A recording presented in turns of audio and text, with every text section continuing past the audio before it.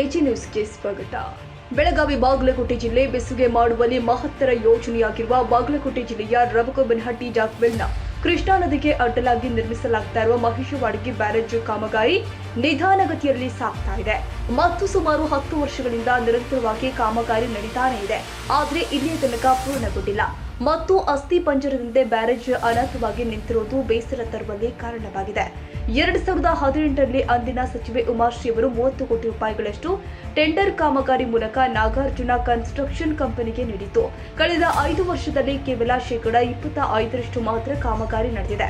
ಇದಕ್ಕೆ ಪೂರಕವಾಗಿ 2021ರಲ್ಲಿ ಕಾಮಗಾರಿಗೆ ಮತ್ತಷ್ಟು ಉತ್ತೇಜನ ನೀಡುವ ಸಲುವಾಗಿ ಹಾಲಿ ಶಾಸಕ ಸಿದ್ದು ಸವದಿ ಈ ಟೆಂಡರ್ ಕಾಮಗಾರಿಯನ್ನ 40 ಕೋಟಿ ರೂಪಾಯಿಗಳವರೆಗೆ ಹೆಚ್ಚಳಗೊಳಿಸುವ ಮೂಲಕ ಕಾಮಗಾರಿ ಮತ್ತಷ್ಟು ಒಳ್ಳೆಯ ಹಾಗೂ ವಿಸ್ತರಣೆಯಾಗಲಿ ಅಂತ ಸರ್ಕಾರದಿಂದ ಅನುಮೋದನೆ ಮಾಡಿದ್ರು. ಗುತ್ತಿಗೆಯನ್ನ ಪಡೆದಿರುವ ತೇಜಸ್ ಕನ್ಸ್ಟ್ರಕ್ಷನ್ ಕಂಪನಿಯು ಕಾಮಗಾರಿಯನ್ನ ನಿಧಾನಗತಿಯಲ್ಲಿ ನಡೀತಾ ಇರುವುದನ್ನ ನೋಡಿ ಸಾರ್ವಜನಿಕರು ಅಧಿಕಾರಿಗಳ ವಿರುದ್ಧ ಬೇಸರ ಹೊರಹಾಕಿದ್ದಾರೆ.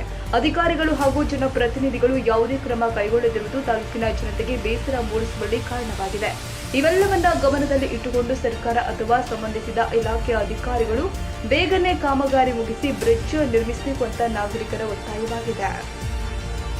ತಾಜಾ ಸುದ್ದಿಗಾಗಿ ಎಜೆ ನ್ಯೂಸ್ 24x7ಗೆ ಸಬ್ಸ್ಕ್ರೈಬ್ ಮಾಡಿ ಮತ್ತು ಬೆಲ್ ಐಕಾನ್ ಒತ್ತಿ ತಪ್ಪದೇ ಲಿಂಕ್ ಶೇರ್ ಮಾಡಿ.